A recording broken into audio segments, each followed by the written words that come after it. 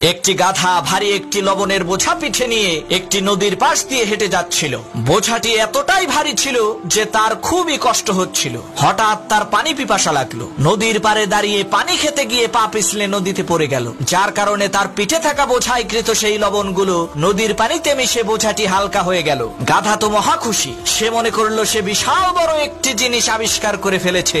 সে ভেবেছিল নদীর পানিতে নামলেই মনে হয় বোঝা হালকা হয়ে যায়। পরের দিন সেই গাধাটি বড় একটি তুলার বোঝা পিঠে নিয়ে ক্লান্ত হয়ে গেল। পথিমধ্যে একটি নদী দেখে সে খুবই খুশি হলো। হোঁচট খাওয়ার ভান করে সে নদীর পানিতে বসে পড়লো। এতে করে সেই গাধার পিঠে থাকা তুলার বোঝাটি নদীর পানিতে ভিজে আরো ভারী হয়ে গেল, যার কারণে সেই গাধাটি আর উঠে দাঁড়াতে পারলো না।